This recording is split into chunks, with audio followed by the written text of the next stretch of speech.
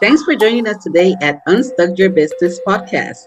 You went into business with a passion to explore your skills and talents and show the world what you can do to contribute into our society and into our economic ecosystem. But a couple of years into the business and your drive and motivation has dwindled, and now you feel stuck. When you find yourself at this crossroad of thoughts and emotions, how do you deal with it? In this podcast, we talk about the good, the bad, and the ugly of entrepreneurship to help you unstuck your business. We are your hosts, Inés Nazario Vega from Business Essentials Virtual Assistants. And Edith Duran from Reason Marketing. Welcome to Unstuck Your Business. Life can certainly be a roller coaster ride of chasing our dreams. The fears that hold us back, the faith that pushes us forward, and the wild pursuit of what sets our souls on fire. Fear whispers doubts. Faith shouts possibilities, and somewhere in between is the messy, beautiful journey of turning dreams into reality.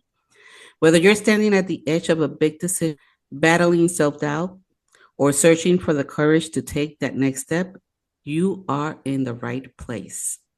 To help us with this topic, joining us today is Dr. Nalini Bartap, a spiritual guide and self-trust coach and pharmacist. Nalini helps spiritual, faith-driven women break free from the self-doubt, fear, and social pressures that keep them stuck. She empowers them to reconnect with their inner wisdom, trust their intuition, and align with their true purpose.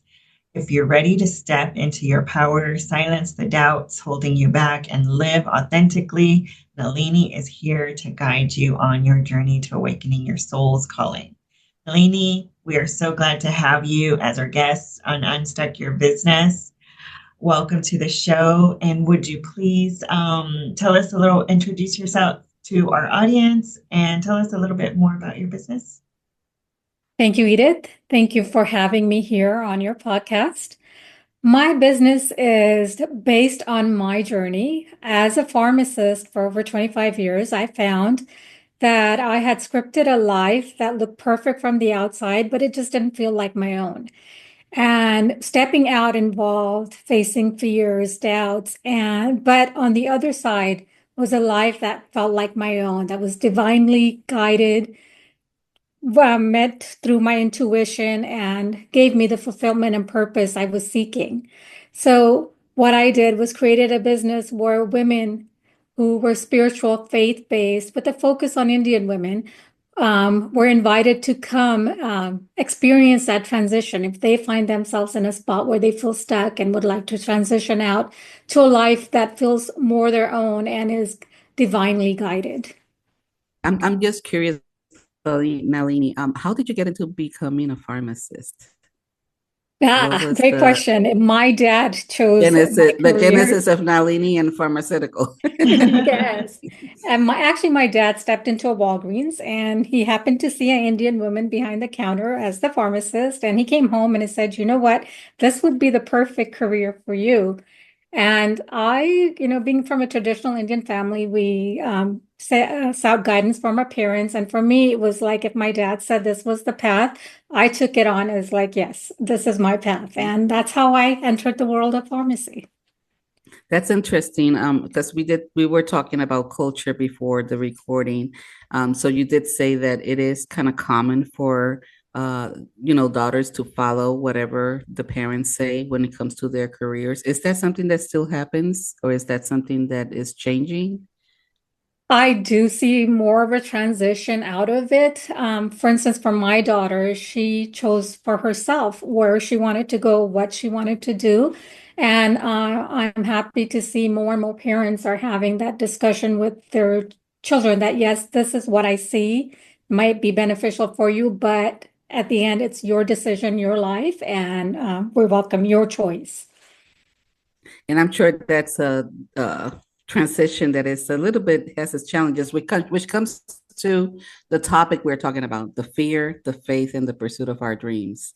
So, Nalini, how did fear show up for you during your transition from pharmacy, which was the career that your parents' path showed you, to entrepreneurship? Yes, so growing up, I had adopted others' checklists for what success should look like. And I got really good at checking off all the boxes, only to find I had confined myself in a room I had outgrown. So the longer I sat in this room, the more dissatisfied and unfulfilled I became. So every time I thought about walking out, and it would be, in phases. Every now and then I would be like, I'm not happy here. I want to move out, do something different. I would always be met with a knock at the door. It would be fear reminding me how hard it was to start my own business, to do something different than what I was told to do. So the questions, the fears came, what if I fail? What if more than that, it was, what if I lost all my money, all the respect, everything that I had earned? Which I had no answers for. I became so scared that I would refuse to even open the door.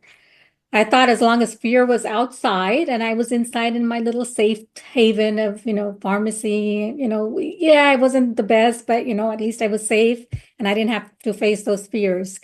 But when the discomfort of being where I was became unbearable, I had to open the door and face my fear. That's when I realized I could have a relationship with it. That's beautiful. While you were speaking, I can totally relate to that fear because I think I started entrepreneurship at a fairly young age in my late 20s. And I had the very same feelings like, what if I lose all my money?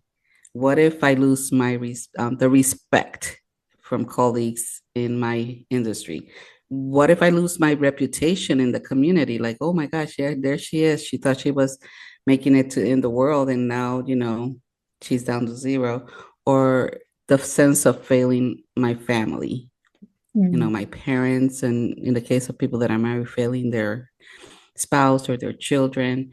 And so that being said, it brings to another question. You did say at the end of your statement, having a relationship with fear. And I think that fear comes in so many ways, shapes, and forms. So what does that mean? What do you mean with having a relationship with fear? For me, what it meant was opening the door, acknowledging that fear is there. So opening the door means is like really seeing the fear. Yes, you're here. I see you, instead of like, let me hide and pretend it's not there. And then inviting it in. The way I like to see it in my mind's eye is to, I'm going to invite fear in, give it a seat at the table, become comfortable, give it a cup of tea. I like tea. So, I'm going to share what I like with fear. And then I'm going to become really curious about it and say, tell me more. Tell me what's going on. I have a dream. I want to go out and do something. Tell me why you're here. What are you here to tell me? And, just be very open to listening to what it has to say. I can relate to that because I do have a mentor that is a spiritual guide as well. And it seems to resonate because she always tells me, just look at your fear as if it was a person and talk to it. Her name is Jody Hinkle. Edith, you know who Jody is. And, she's always like, let it come in, make it a person, like personalize, whatever is it. Personalize whatever is that fear, whether it's like what we were saying, losing all your money, and have the conversation. What's the worst case scenario? What is the best case scenario? And how do you move on from there? So I don't know, Edith, you look like you wanted to ask a question or say something. You've been a little quiet, but I know that you're always, your head is always turning into something. Oh, yes, you know me. I always have the spinning wheels. So something that immediately comes to mind when you're talking about your relationship with fear is it's I don't want to say it's easy, but it kind of simplifies your relationship with fear when you say, you're inviting fear to a conversation, to have a cup of tea, and really embrace it rather than be fearful of it. But there's so many obstacles in the way to get to that point. You know what I mean? Like our culture and, all of everything that you've been taught. And if your fear is directing you, or not your fear, your will and your gut feeling is directing you in a direction that is maybe the complete opposite of say your parents wanted you to go. So I feel like you need like these other elements just to give you the confidence to have a relationship with fear. And what I am assuming is that that comes with faith, right? So you can correct me if I'm wrong. So how has faith, whether spiritual, personal, or trust in yourself and your own experience, helped you within this journey? That is exactly, you framed it so beautifully. That's exactly what I realized in my journey. When I sat with fear, I realized it was faith in disguise. Mm. Fear was an invitation to build the faith, to bring faith to the table as well. There wasn't just going to be fear in me alone. There was room for more, and faith was the first I brought to the table. And another way I looked at it was fear and faith were two sides of the same coin. When the coin was on the side of fear, faith felt invisible. All the fears, everything that could go wrong was coming up. But if I flipped the coin, faith was visible, and I had reasons I was pursuing this, what I believed in, what I wanted to pursue and change in the world for myself, for others. And then at that point, the faith became so strong that the fear felt invisible. But the truth was, they were both there, and it was a decision to shift focus. So what faith helped me do was make room for the fear, not just get rid of it, but be like, yes, you're here, you're real. But hey, when fear is strong, there's just a balancing act. Looks like my faith has just gone down, but I can build faith here. And it taught me to look at ways that I was capable of building a business without, sometimes we get into proving ourselves. When I sat with fear, I was able to have a conversation as who I was right now. What capabilities and skills was I bringing from the pharmacy world that would help me in entrepreneurship? It opened the discussion to see myself as someone with capabilities that could cross from the pharmacy world into business. And it deepened my connection to the divine as well. Feeling overwhelmed by your to-do list? Emails, scheduling meetings, managing customer inquiries, social media. The list never ends. But guess what? You don't have to do it all. Let a virtual assistant from Business Essentials Virtual Assistant help you say goodbye to the mundane task of running your business and reclaim your passion over essentials. From administrative tasks, customer support, social media, marketing, and more, we've got you covered. It's like having an extra pair of hands without the overhead. Ready to work smarter, not harder? Visit us today at businessessentialsva.biz. Again, businessessentialsva.biz, and get the help you need today. Now, Ines, when you were just talking about fear, faith, yourself, I literally visualized a board meeting. Yes. Like literally, I visualized, hey, I'm sitting on a conference table. This is me. And let me introduce you to fear. And this is faith here. Let's have a conversation all together. And I sort of visualized this board meeting and where you have this person that is the go-getter, the one that sees all possibilities. And then there is the naysayer, the fear that says, well, what if this happened? What if that happens? What if this happened? And then comes in the faith and says, well, let's look at this from this other angle too. And I think that's what happens across the board in board meetings. You have people that are all very possibility mind, with the mindset of all possibilities in the board meeting. And then you have the people that we call it like the cautionary, hey, let's look at this from all different angles, and putting like the devil's advocate, as they call them. Yeah. The devil's advocate. And I think that's that's a wonderful way of putting it, because I think that's business people, which is our main audience. They can take this to practice. Okay, fear is here. Let me invite faith, and let's have a board meeting and see where we go from here. Yeah, and two things I would like to add to that board meeting is, first, everyone's opinion matters. Even what fear has to say has advantages. There's ways you can prepare for it, that you can understand, okay, that this could show up. Let's see what we can do about this. And since it's a boardroom, you could add more chairs. So I'd like to invite capability and determination. And, what else can I add to this? Sometimes doubts come in too. Okay, we got room for you too. So I feel it like it's an ever expanding boardroom where we could put how many people, but we could continue the discussion. It's not like one comes and the discussion ends. We can continue and have an open discussion amongst all of us. Mm-hmm. That's a beautiful way of putting it. And but in terms of how often do we do this, what would you say are some daily practices that one can do to manage fears and strengthen our faith and work towards pursuing our dreams? What are some daily things we could probably incorporate? I think sometimes faith is necessary before we speak with our fear. So maybe at times I would say invite a higher power to help you. If you recognize fears come in and you could feel it in your body, open yourself up. If there's a divine, a source, something greater than you, ask for its help. Say that, I need help to be with my fear and invite it in. And then you can be a little more willing to get to know your fears, write them down.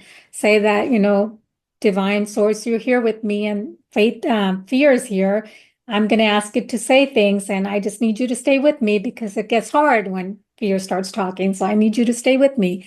And also, there was a recognition that when faced with fear, see it as only one side of the coin and just become curious. Okay, this is what fear is saying. What would faith say? Now write another page of what would faith say if we would just set aside what fear said and just look at faith. So just practices to build, but always coming from a place, I think safety. One of the reasons we have a hard time with fear is we don't feel safe with it.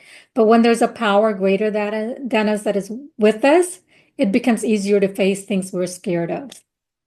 Mm. Something also that comes to mind while you're talking about, setting your daily practices is, we're all resistant to change. The resistance may be fear driven, maybe, it could be many things, but in any case, there is this resistance to change. So in my mind, when I'm thinking of incorporating a new daily practice, even though I know full well this is for the best, this is for self-improvement and development, it's hard. It's hard to get out of your, habits, even the ones that are not great for you. So I'm wondering if, in that transition period, while you're going from, this a place maybe that you don't want to be, and you're trying to change yourself and your practices, is there something maybe like a mantra or something that might, kind of shift your brain quickly that you might recommend? What I recommend is opening up to possibilities as the first thing. And I agree with you. Change and even habits are hard to implement. But the first place is to ask yourself, am I open to inviting a higher source in when I have conversations? What would that look like? So I do a lot of visualizations, and not even so much sitting down as a meditation to visualize, but going through my day and say, I have this challenge here and it is something I want to move through. Am I open to inviting something greater? Why would I? So just pondering it. I do a lot of ponderings and just like thinking it through and then letting it go and then coming back to it if that same situation is there. And then I'm like, okay, if I have faith here, would it be easier for me to hear what fear has to say? So just kind of building the scenario in my mind and then seeing myself sitting at the table. And when I'm there, then I move it to like reality in a sense. And then that's when I add the practice in. Interesting. So incorporate or listen to the quiet. Yes. And I think that's one habit that we have a hard time with, because we have become such a society of so much distraction. I mean, let's face it, as people that I see, they're on social media, watching TV and listening to the radio. I don't know how they do it, but they do it. And to me, just thinking about it, it stresses me out. But that's the society we have become. Is we have become a society of almost, we crave that level of distraction instead of quieting our mind and quieting ourselves. And I've had a little bit of difficulty doing that. I have what they call a type A personality, Mm. and where I've always have to be doing something, doing something, doing something. And when I sit down and sit quiet, it feels sometimes boring to me. Yes. So I'm not sure if you have something for our audience that is hyper stimulated on how to start that journey towards speaking to themselves and quieting themselves down. Yeah, it's the recognition. I think awareness is key here. If you recognize this about yourself, you can take it as that is the truth of of the moment. That's who I am at this moment. But have a very strong as to why. Why do you even want to be in silence? What's the benefit for me? So if you have a strong desire and you have a reason and you do believe in something higher and you've heard or you potentially being in silence could connect you deeper, that could give you a strong why, but make a list of your whys first. And then once your whys are clear, understand that if you do step into that place, the first thing you'll face is discomfort. You're not going to want to be there. So I like to set a timer for, like, I tell myself, okay, I know this doesn't feel good. So I'm going to be very gentle with you. We're going to give it 10 seconds today. And that's all. Set the timer for 10 seconds and just stay with it and be like, oh, I did it. I can do 10 seconds. So when you get good at that, then like, maybe I can do 30 seconds or maybe 15. So then you just play with it. You play, never make, what I've seen, what works for me is those big drastic changes. They're very difficult to make. But if you work with yourself and make those incremental changes in like a month, you'll move ahead so much further than trying to jump to someplace you're not ready for. In a month. Yeah. So you can feel the effects that quickly. If you're giving yourself 10 seconds a day, by the end, you'll Wow. be at a minute, you'll be at 2 minutes. And hey, 2 minutes of silence, that would I change your mean, life. 10 seconds, you can count backwards from 10 easily. You can do 10 seconds any day. You got a point there, Edith. I'm going to start doing that. Start counting backwards. Yeah. You got something there. Mhm. Yeah, no, I do have, I mean, I'm getting a lot better. And let me put it this way. I shouldn't be so harsh on myself. I have gotten a lot better in this past couple of months on having that quiet time, but boy, was it challenging. Yeah. It was really challenging for me. So, uh, Nalini, what legacy do you hope to leave through the pursuit of your dreams? I want to live a legacy of personal power. I want us to know that we're bigger than the challenges we face. We are not alone in this. There is a source, there's divine that we can call upon and come to that can guide us. So it's adding choice, just like flipping that coin. I want to be able to be us to recognize that we always have a choice to build our power, and challenges is just a balance of power. When the challenges feel greater, that means the power needs to be built in us, in our choices, in our faith.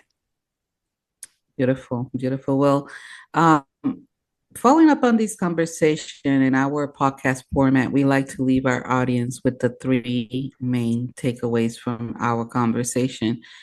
So, in your opinion, Nalini, what would you say are the three main takeaways from our discussion today?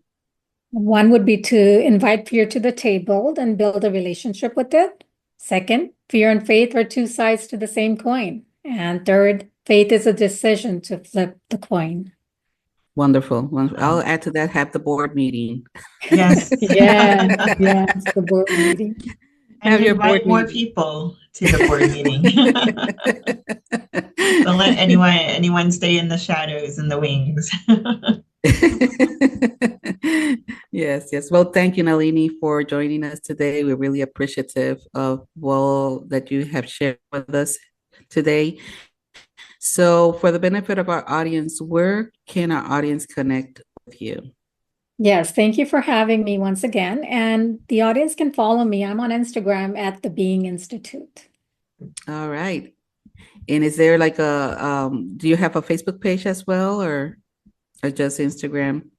For right now, it's Instagram only. Okay. Okay. And just so All we right. get the name correct for our audience, did you say Being Institute? BEING? Yes, the Being Okay. Institute.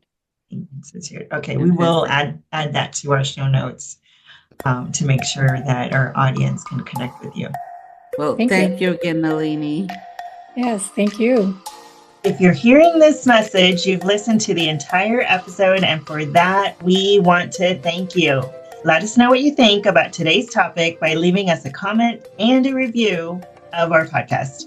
And if you found some value on the information shared in this podcast, please subscribe and share. And you can find us on our Facebook page, Unstuck Your Business, and join the conversation and engage with other entrepreneurs as together we help each other unstuck our business. Until next time. Until next time.